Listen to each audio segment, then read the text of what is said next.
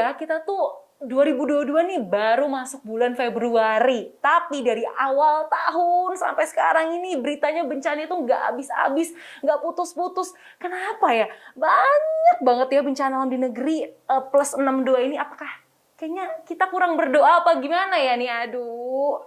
Tunggu. Ini gempa ya? Kok goyang sih? Kita udahan dulu kali ya, aduh.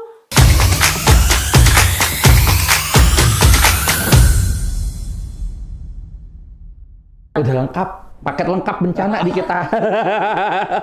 Siapa yang bertanggung jawab untuk bisa menyadarkan masyarakat? Kita ini gampang pelupa. Yang rame itu kalau ada bencana, wah orang viral dulu. Hai rekan RKN, hari ini barengan sama Diana. Buka masker dulu ya, Om Ben sama Mas Nanda nih biar aku terlihat muka panik dan muka cantiknya begitu ya. Nah, hari ini akan ada Diana, rekan RKN yang juga bakalan ngobrol barengan sama ada budayawan Om Benny Susetio. Yeay, Mas Nanda kita tepuk tangan dulu. Kurang lebih ada 7.500, oh enggak ya, enggak ada penonton di sini ya. Ini lagi COVID jadi kita sesuai dengan prokes nih, maka duduknya juga berjarak ya. Nah, selain ada Om Ben di sini juga ada ini bintang tamu spesial Om Ben ya. Om Ben ngadep sana dong. Nah, lihat nih ada Mas Nanda Julistia yang merupakan dari Pusat Pengurangan Risiko Bencana Universitas Indonesia. Yeay, kita berikan tepuk tangan lagi. Oke, Mas Nanda ini Om Ben dan rekan RKN, jadi selain peneliti, beliau tuh juga merupakan anggota Ikatan Ahli Bencana Indonesia. Terus Dewan Pengawas Masyarakat Penanggulangan Bencana Indonesia dan juga pegiat literasi. Jadi emang banyak banget nih. Aku di sampingnya agak nyindir gitu loh, kayak ini artikel aku tuh cuma S-Ikom gitu. Banyak gitu loh. S-nya banyak ya? S-nya banyak. Aku tuh asal nggak expired ya? Jangan. Aduh, Om Benny jokesnya bapak-bapak. Tapi ya udah, aduh ya. Oke. Nah, Om Ben, rekan RKN dan juga Mas Tanda, ini kita balik lagi nih ke topik pembicaraan kita ya, karena ini tuh sebenarnya nggak cuma dari bulan Januari aja sih, tapi emang dari tahun-tahun lalu atau bahkan mungkin dariku kecil sih udah merasakan yang namanya gagap bencana.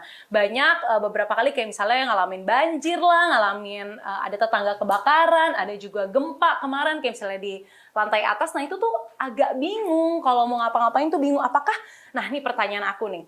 Pertanyaan pertamanya adalah apakah Indonesia ini emang rawan bencana dan apa sih yang harus kita lakuin sebagai warga negara yang baik, mitigasi semacam apa yang harus kita lakukan? Mungkin dari Mas Nanda dulu kali ya, Om Ben. Oh iya. Indonesia rawan bencana. Iya emang bener loh. Tapi nanti katanya bilang nakut-nakutin. Takdir.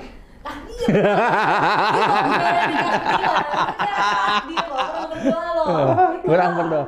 Jadi kalau ngomong ancaman di Indonesia itu emang banyak. Negara kita tuh negara ring of fire, gunung apinya banyak. Jadi kemungkinan letusan gunung berapi banyak dong.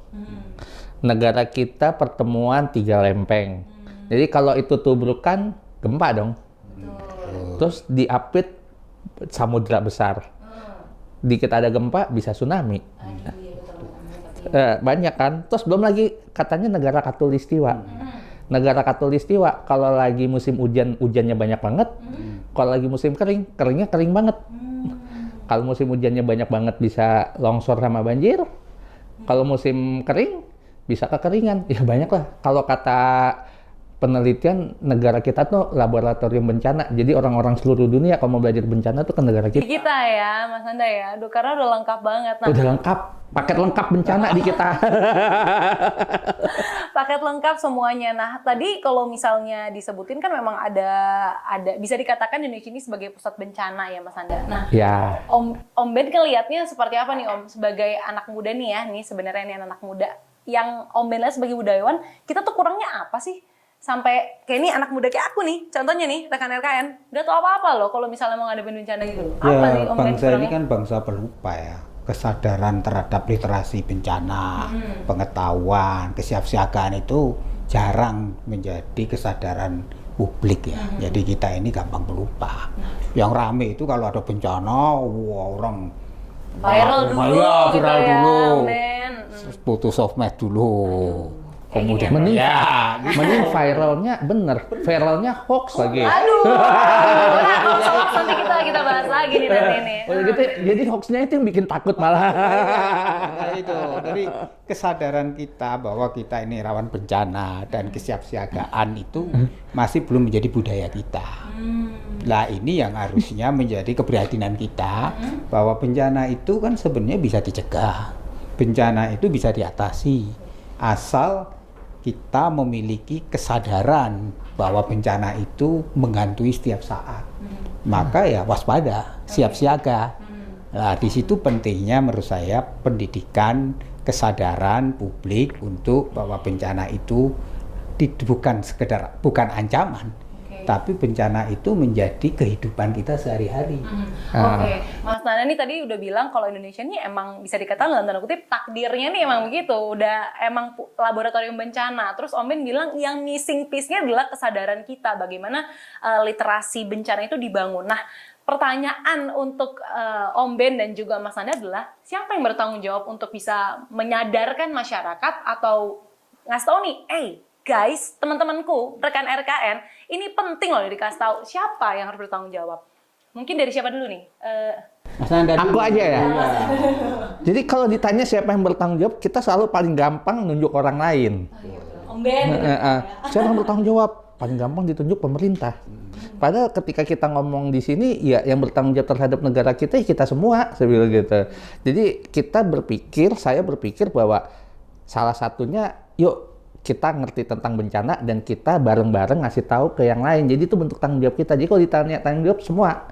Dan ketika ngomong bencana, kan bencana itu identik kalau ada korban kerugian.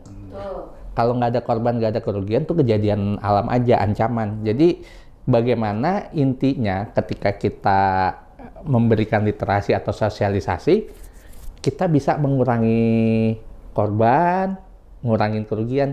Jadi kayak misalnya gini, kalau ada banjir di Jakarta, emang dari zaman Belanda emang banjir. Tapi gimana caranya banjir itu nggak ada korban, nggak ada kerugian, jadi nggak bisa disebut bencana. Karena kalau nggak ada bencana, nggak ada korban, nggak ada kerugian, kita ngomongnya bukan bencana, kejadian alam aja.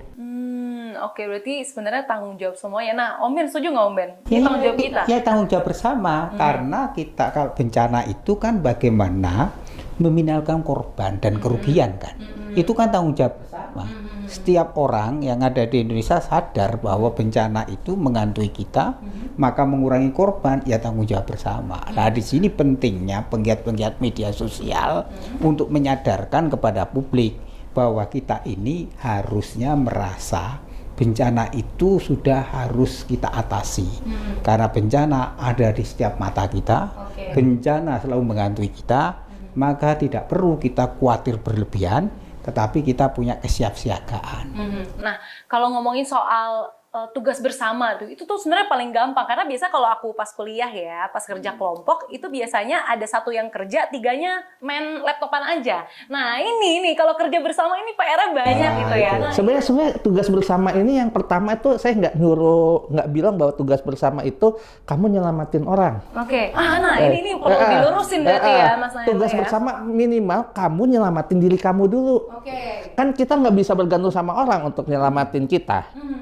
Jadi tanggung jawab bersama adalah pertama tanggung jawab kamu sama diri kamu. Kalau ada kejadian, gimana kamu bisa selamat? Lah emang kamu mau bergantung sama orang lain kalau ada kejadian? Nggak mau. Jadi independent women ya nggak sih, Om Ben? Nah itu dulu. Itu. Jadi kalau udah bisa sendiri, lalu kita pikir untuk ke orang lain. Bersamanya tanggung jawab pertama. Oke, berarti kita kan ini tugas bareng-bareng, tapi dengan cara mencari tahu tujuannya untuk nyelamatin diri sendiri dulu nih, minimal itu. Dulu minimal, nanti nyelamatin diri, nah keluarga. Kita selamat deh, baru kalau bisa selamat, nyelamatin orang lain. Minimal pertama abis nyelamatin diri sendiri, nyelamatin orang yang paling disayanginnya. Kalau suami ke istri, istri ke suami, pacar ke, atau ke siapa, kalau kita udah kita sayang. Oh iya betul. Asal kita selamat dulu. Tapi ya selamat dulu. Kalau di pesawat kalau ada kita masangin masker ke orang sebelah. Diri dulu baru bisa ngasih. Nah kalau misalnya tugasnya sendiri, nyari taunya tuh kemana sih Om Ben dan juga Mas Nanda ini, karena tuh yang menjadi sulit adalah kayak ini oke lah misalnya yang harus tahu gitu nyelamatin diri sendiri, tapi mulai dari mana dulu nih supaya kita nggak gagap gitu loh. Karena tadi kan Om Ben juga ngomong kan kayak kita tuh bangsa pelupa dan seringnya tuh belajarnya kalau pas viral. Nah makanya tuh kalaupun misalnya nih aku dan teman-temanku mau cari tahu kayak kalau ada banjir kita kudu gimana sih, kalau ada gempa kita harus gimana sih, nah itu carinya tuh dari mana Mas Nanda dan Om Ben gitu loh. Ya pertama ya kita harus memiliki pengetahuan. Nah, kemana cara pengetahuan? Ya membaca. Baca. Nah, Jadi, terus searching membaca di Google. mana? Ya searching Google banyak. Terus juga banyak panduan-panduan. Terus ada lagi yang paling praktis adalah bagaimana dengan kesadaran kita itu kita kan bisa menghubungi otoritas yang berwenang untuk memberikan pelatihan, pembinaan. Jadi harus aktif juga masyarakatnya. Jadi jangan nunggu. Nah, yang penting sebenarnya dengan dunia era digital ini, bagaimana membuat dikomunikasikan yang sederhana. Apa sih itu artinya bencana itu? Bencana itu kalau ada korban. Bencana itu kalau berarti selalu membawa dampak kerugian. Lah dari situ kemudian literasinya dibikin yang menarik.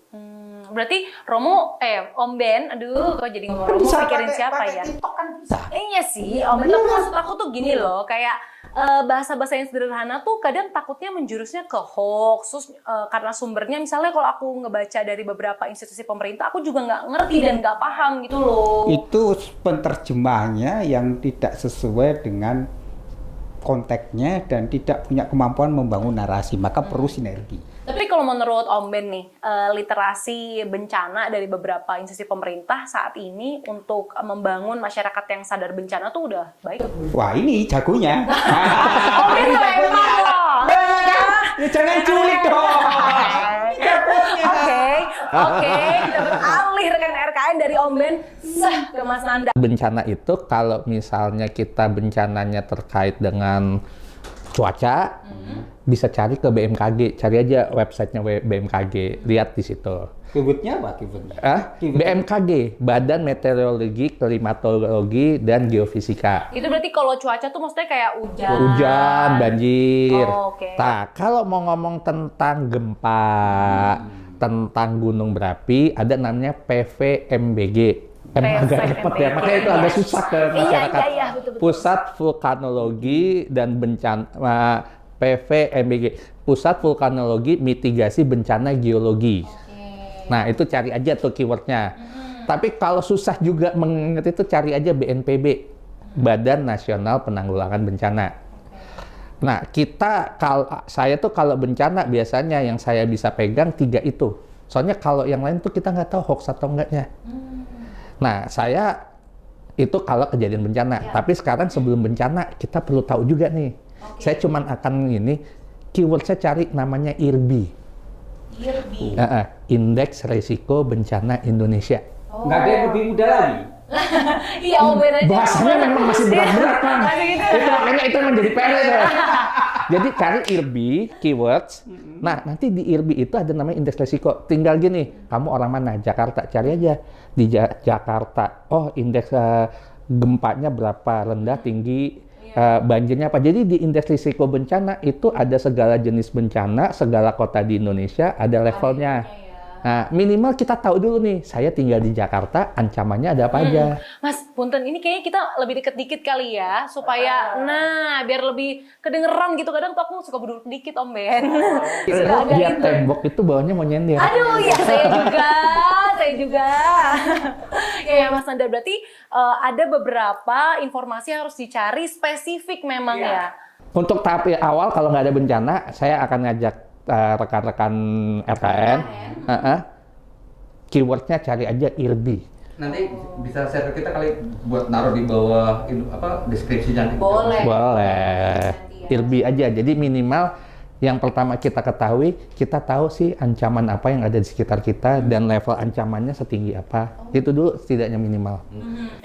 Kayak misalnya berarti kalau misalnya orang Jakarta ya berarti Apa tahu aja nih di dengan Jakarta ancamannya, apa. terus levelnya apa aja. Itu nggak bisa langsung dengan tok Jakarta muncul gitu, nggak bisa dengan Maksudnya teknologi. ya tinggal aja Jakarta, risikonya apa, jadi nggak pakai irbi-irbian gitu, nggak bisa. Jadi begitu di IRBI, itu nanti tinggal klik masukin aja keyword Jakarta. Kalau misalnya Bandung, masukin aja Bandung. Nah itu nanti lihat aja itu ada listnya. Minimal kita ngerti ada ancaman apa di sekitar kita. Nah kalau nanti udah tertarik lebih jauh, nah nanti kita belajar tentang bagaimana sih cara ngurangin risiko. Kalau mau nanti kita bisa kerjasama sih. Kalau ada teman-teman mau belajar bisa kontak aja ntar. Biar kayak di Jepang gitu ya. Jadi iya, kan aku juga melihat dari kalau misalnya di Jepang kayaknya udah Ya masuk di merasa karena pendidikan di kurikulumnya sudah ada, anak-anak kecil sudah dilatih.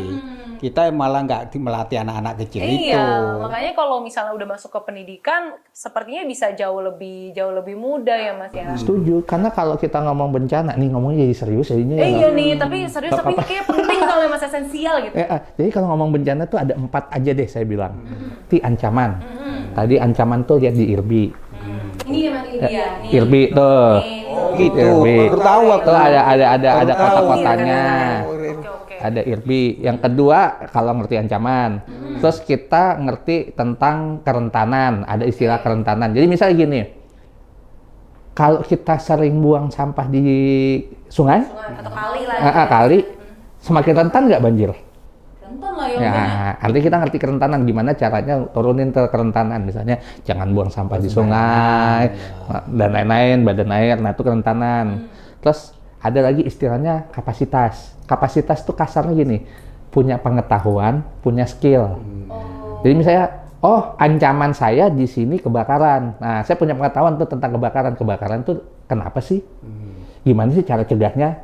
Terus kalau nanti ada kesiapsiagaannya, latihan kebakaran. Nah, itu kapasitas. Nah, ketika itu dikombinasi, itu akan menentukan tinggi rendahnya risiko. Jadi bisa aja kalau menurut IRBI, di tempat kita ancamannya tinggi. Tapi kalau kerentanannya bisa kita turunin, kapasitasnya kita bisa naikin, ancaman resikonya bisa kita turunin. Tapi sampai orang mampu segitu gimana ya? Apanya? Sampai orang bisa seperti itu gimana? Caranya? Seperti apa nih? Seperti Anda ini. Punya kapasitas gitu ya. Ya kan gak gampang itu. Kalau saya kuncinya baca, literasi, ya baca. Nah, tapi minat baca kita akan rendah. Iya sih. Nah, iya sih. Iya sih itu. Ya. Pertanyaannya gini. Pertanyaannya tuh ada 2 tuh. Sebenarnya saya tuh bahasanya bukan minat baca ya. Kemampuan membaca kita rendah, memang penelitiannya gitu.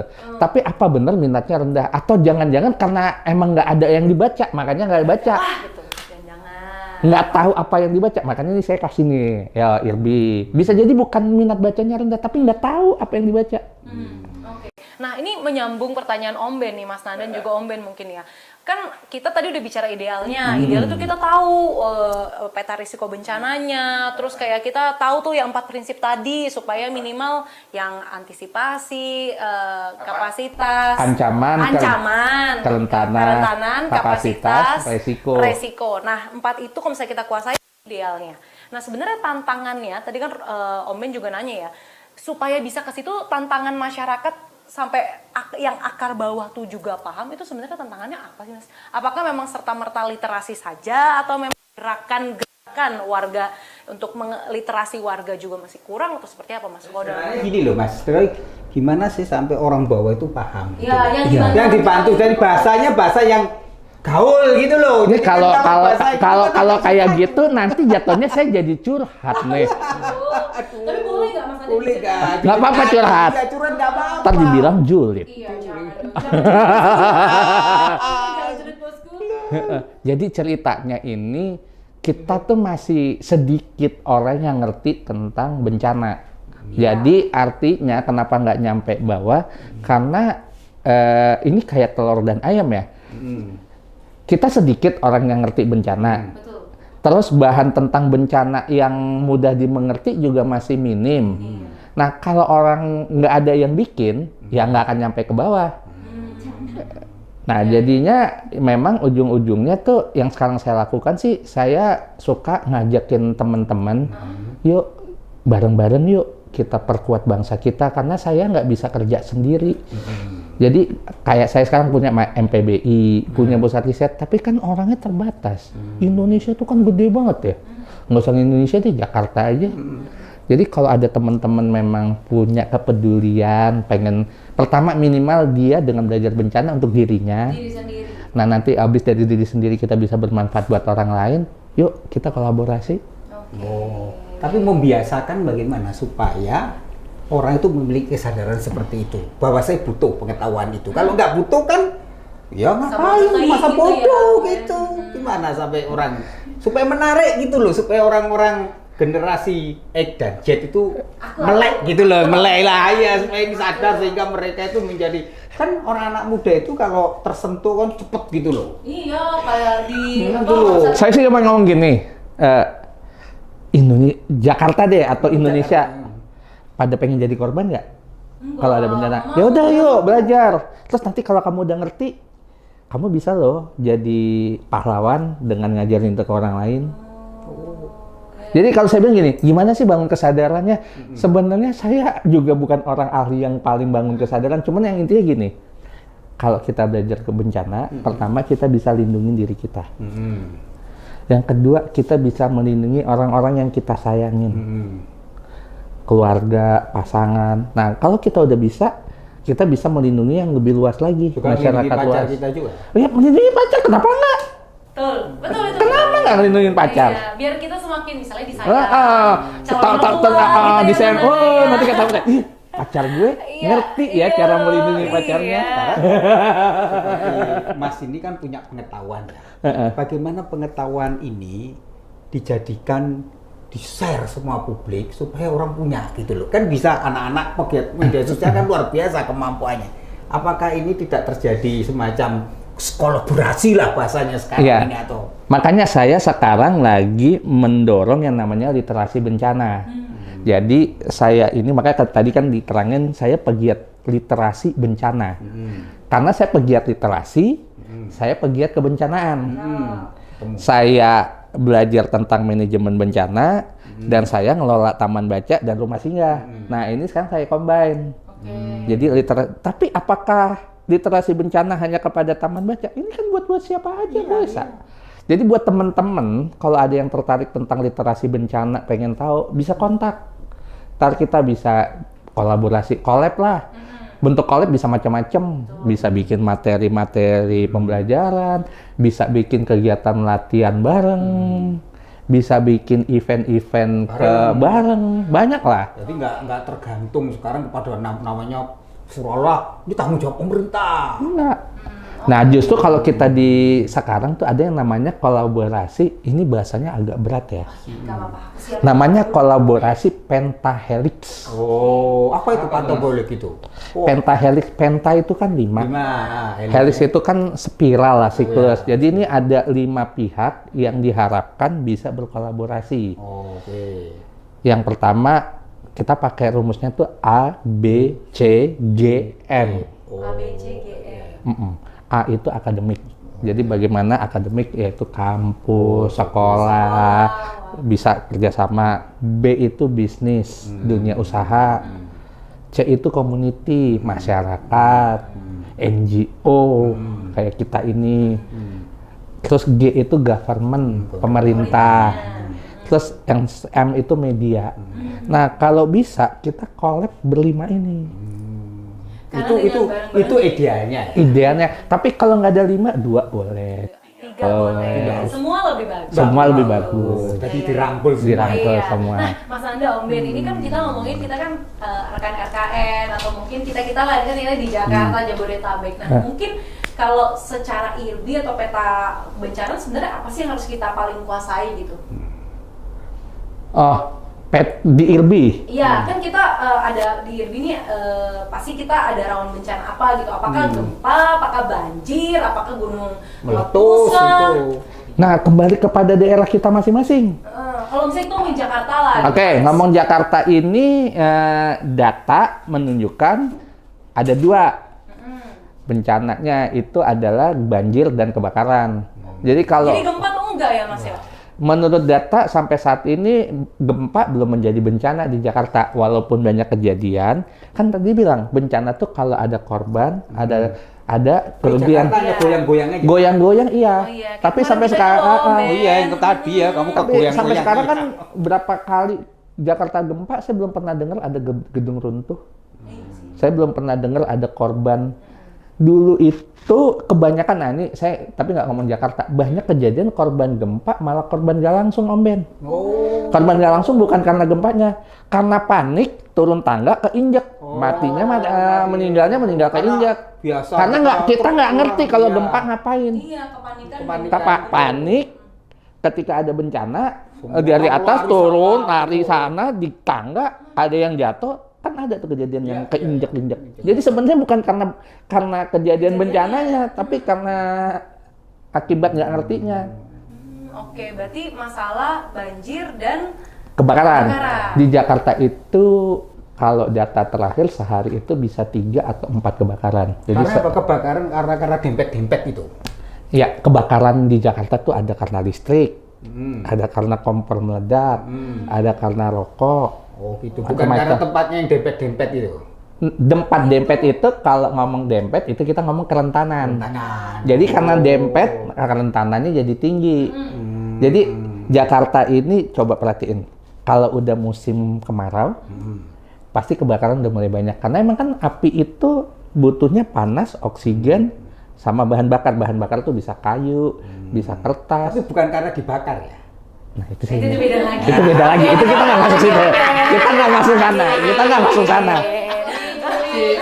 Om Ben gelit nih, Om Ben nih. Kalau saya nggak masuk yang ke situ, Om Ben. saya kira itu. Kalau saya nggak masuk ke situ, Om Ben. Oke. Nah, jadi kayak begitu. Jadi di Jakarta ini kalau dempet, udah dempet, rumahnya kayu, udah gitu di sekitarnya banyak plastik, ya udah tambah rentan. Udah ancaman di musim kemarau ancamannya tinggi, bahan bakarnya banyak jadi rentan. Udah gitu pengetahuan tentang penyebab apinya nggak ada, jadi kapasitasnya rendah. Kira-kira resikonya gimana? Ya walau ya kembali lagi takdir ya Bang. Nanti bilangnya ini takdir. Iya, takdir ya. Oke. Berarti memang Jakarta ini nih rekan RKN ya, ini perlu dicatat ya. Berarti rentannya itu bukan masalah gempanya, tapi mungkin gempa ada goyang-goyang dikit, tapi harus ditambahkan adalah masalah mitigasi kebakaran dan juga banjir gitu ya Mas ya. Jakarta ya. Kalau Jakarta. Oke. Kalau Jakarta itu bencana yang tercatat itu justru kebakaran dan banjir. Banjir. Jadi kebakaran itu kalau di musim kemarau, banjir itu kalau lagi di musim hujan. Jadi itu hujan kita siap udah, oke, ini udah Tapi mulai kalau hujan. pawang hujan gimana supaya itu tidak terjadi banjir itu? Saya tuh sebenarnya kalau saya bisa belajar paham hujan, saya pengen loh. Jadi bisa mengurangi resiko bencana. Saya nggak bisa belajar tentang itu. Dan dipakai kalau kondangan ya, Mas Ya, Anda. Kalau kondangan Nggak, masalahnya ngatur-ngatur ya. pengalaman saya, seandainya pun ada pawang hujan, dia kan cuma hujan lokal ya. Tapi kalau se-Jakarta hujan gimana? Pawang hujannya mau berapa banyak? Benar. Masa kita pindahin ke Bogor, Iya. kita pindahin ke Tangerang? Oke. Nah, Mas Nanda, Om Ben, ini tuh ada yang menarik juga loh. Di beberapa media sosial aku ya seliweran gitu, teman-temanku tuh apply jadi volunteer gitu, apalagi pas Semeru kemarin itu banyak banget beberapa yang kesana lah. Nah, kalau ngomongin soal masalah volunteer sebenarnya Mas Nanda, Om Ben, ini apakah semua orang bisa menjadi volunteer, dan kalaupun misalnya kita assess diri kita sendiri nih? Ya karena kan tergantung kemampuannya Nah, ya. itu, Takutnya gini betul. loh, orang itu hanya untuk selfie bahwa saya udah melakukan ini. Konten. Iya, show off, tapi dia tidak punya kemampuan. Terus akhirnya membuat repot juga karena nggak ada kemampuan, nggak ada keterampilan, terus nggak ada sesuatu yang bisa dilakukan, hanya gerombolan aja, itu kan juga membuat nyusahin orang gitu loh. Tapi setiap orang, itu bisa jadi relawan kok. Setiap orang, asal kontribusimu yang nyata. Oh, jadi nggak serta-merta semuanya langsung kayak Enggak. konsep. Misalnya orang yang jago sosmed, kan bisa dia dengan sosmednya menggalang warga bantu warga gitu ya. kebutuhan warganya apa. Tapi yang lebih penting menurut saya menjadi relawan itu untuk apa? Mencegah supaya bencana itu bisa diatasi. Ini yang kurang. Gimana Mas? Ya, jadi gini, kalau kita ngomong relawan, Nggak ada yang melarang siapapun jadi relawan. Berarti aku pun boleh. Siapapun bisa, malah itu bagus. Saya malah ngajakin teman-teman, yuk jadi relawan yuk. Bangsa kita tuh butuh banyak relawan. Dan tidak hanya di bencana saja. Tapi ketika kita ngomongnya konteks bencana, tentu perlu ada kompetensinya. Nah, perlu ada keterampilannya. Jadi nggak bisa kita ujuk-ujuk. Karena gini, karena kami tuh selalu bilang, kami punya prinsip ya kalau turun bencana, penyelamat adalah penyelamat, korban adalah korban. Jangan sampai penyelamat jadi korban. Nah, kebanyakan orang-orang yang pengen jadi relawan kan orientasinya pengen jadi penyelamat. Ya. Tapi ketika dia nggak ngerti itu, resiko dia jadi korbannya gede. Jadi kita udah repot ngurusin yang kena korban, tiba-tiba ada potensi korban datang lagi. Nah itu. Kedua, kalau di bencana tuh kan kebanyakan datang tuh ya karena di kita tuh negara kita kan negara paling dermawan sedunia. Jiwa mau menolongnya tinggi. Nah mereka tapi kalau perhatiin deh, kalau kebanyakan datang tuh kan biasanya datang tuh ngirimnya logistik, makanan, baju. Ini kayak Semeru, saya kemarin turun dari Semeru, itu logistik sampai berlebih. Mubazir gitu. Jadinya karena apa? Mereka taunya tuh jadi relawan tuh ngumpulin logistik ngasih. Atau berapa kali kejadian bencana, saya tuh selalu bilang, Mas, turun di Semeru ya? Iya. Atau turun di mana? Kita mau ngasih baju dong. Aku nggak nerima baju. Kenapa? Karena di kejadian bencana banyak baju yang ujung-ujungnya jadi sampah. Kebanyakan. Karena apa? Pertama, ukurannya belum tentu cocok, ininya belum tentu cocok, dan banyak juga yang ngirim baju itu udah kadang-kadang udah nggak layak, kayak gombal. Udah rombeng-rombeng. Jadi saya selalu dan bawa baju kayak saya dari sini ke Semeru, daripada kargo saya isi baju, mendingan saya isi yang lain. Kayak gitu. Jadi ketika ngomong bencana mau jadi relawan, sebenarnya di relawan bencana tuh banyak, kita nyebutnya klaster. Ada bisa di medik, jadi yang punya keterampilan medis bisa ke medik. Ada klasternya klaster pengungsi, ada klaster pengungsi. Nah, klaster pengungsi itu bisa kalau yang jago masak bisa di dapur umum. Terus kadang-kadang di bencana tuh kan suka banyak pengungsi, misalnya anak-anak yang stres. Bisa kalau ada yang jago dongeng bisa jadi relawan pendongeng, bercerita. Banyak sebenarnya yang bisa dilakukan. Pembuat mainan bisa kan? Ya bisa. Jadi kalau ada yang ngerti mainan tradisional, datang ke pos pengungsi, nggak perlu harus bawa ngumpulin susah-susah. Saya datang, saya mau ngajak anak-anak main-main tradisional, bisa. Atau ada jago vlog, datang ke lokasi, dia bikin vlog dengan tujuan ngajak orang, semakin banyak yang bantu, kan juga bisa. Jadi banyak banget sebenarnya di bencana yang tidak harus identik. Jadi relawan itu harus kayak SAR, harus ada skill tersendiri. Betul. Nah, kenali skill kita yang bisa kita bantu. Termasuk skill terkecil apapun, misalnya masak ataupun berkomunikasi dan bercerita gitu ya. Bercerita bisa, masak bisa. Datang aja ke posko, ada yang macem-macem lah saya bilang. Saya kemarin turun di Semeru malah saya nggak bawa logistik sama sekali. Saya datang, saya bawa teman-teman namanya yang biasa untuk melakukan tension release exercise. Jadi teman-teman yang stres, relawan yang stres, pengungsi yang stres, kita lakukan kegiatan itu. Jadi mengurangi stres, terus saya ngurusin sekolah darurat. Nah kalau abis ngomongin soal volunteer, oke lah, berarti kita harus tahu kemampuan kita sendiri. Nah yang kadang aku suka kecelek itu, Om Ben dan juga Mas Nanda, itu adalah karena aku kan anak sosmed banget nih. Nah ketika aku lihat sosmed tuh kok kayak banyak berita-berita yang kacau balau ya, dalam artian tuh kayak hoaxnya tuh parah banget. Nah untuk bisa menanggulangi hal itu tuh sebenarnya kita harus memfilter gitu tuh seperti apa sih? Karena bukan cuma aku dong nih yang muda-muda, tapi yang kayak mama papaku tuh semua juga sampai kenal loh. Dengan saya bisa memfilter dan bisa menyetop di saya, sebenarnya udah jadi relawan loh. Relawan untuk memberikan informasi yang benar. Jadi relawan itu tidak harus ada turun ke lapangan. Jadi zaman yang digital ya. gini banyak loh. Ada beberapa teman-teman yang bikin platform yang justru melawan hoax terhadap itu. Kan relawan juga tuh. Nah, memastikan bahwa sumbernya adalah sumber yang kredibel. Nah, terus kedua yang tadi terkait kata Om Ben, banyak banget yang manfaatin. Ya, itu betul. Makanya kalau saya biasanya, kalaupun saya mau bantu, Nyumbang. saya memastikan juga lembaga itu saya tahu atau saya kenal. Siapa Ya, orang di baliknya? siapa orang gitu di ya? baliknya. Dan ini, nah itu kan sebenarnya kalau orang-orang yang udah turun bencana kayak saya udah biasanya kita udah punya portfolionya. Nah, jadi saya kadang-kadang sih Om suka buka ini juga sih ke rekening pribadi, cuma donasi.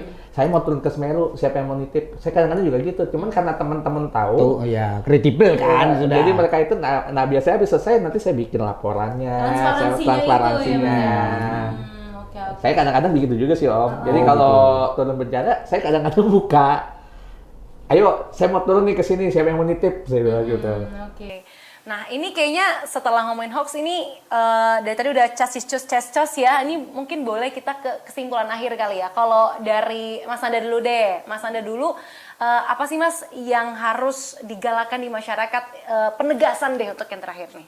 Ya kalau saya sih bilang, nah ini kepada kita ya, saya sih cuma bilang, kita perlu paham dengan di mana kita tinggal. Jadi yuk kita pahami lingkungan tempat tinggal kita supaya kita aman. Karena gini, kita kerja mati-matian, ngumpulin mati-matian, tapi kita nggak ngerti bencana, atau udah punya rumah bagus, nggak ngerti daerah banjir, habis tuh rumah. Punya mobil bagus, atau nggak ngerti kebakaran, kebakar lah tuh mobil. Jadi saya bilang gini, saya selalu bilang di satu sisi kita meningkatkan taraf kita, tapi di sisi lain kita perlu jaga nih. Nah, makanya kenapa saya ngajak teman-teman, yuk ke literasi, pahamin ancaman yang ada di sekitar kamu. Karena apa? Itu untuk kamu sendiri loh. Selain nanti kamu bisa untuk ke orang lain juga. Oke, nah itu dari Mas Nanda tuh ya. Kalau dari Om Ben nih, Om Ben buat Ya, kalau kayak gini, saya lihatnya gini, bencana itu kan setiap waktu mengancam kita. Betul. Setiap waktu di depan mata kita. Maka kesadaran bahwa bencana itu menjadi bagian hidup kita, maka mari kita siasati. Lah untuk menyiasatin itu, gunakan jari-jarimu. Paling simpel ya. Paling simpel, iyalah. Zaman sekarang. Zaman sekarang lah, jari-jarimu untuk apa? Untuk mengedukasi agar orang sadar. Minimal edukasi diri sendiri. Nah. Gunain jarinya untuk edukasi diri. Iya, baru setelah itu di-share. Lah untuk nge-share butuh yang namanya pengetahuan. Lah untuk pengetahuan butuh Anda.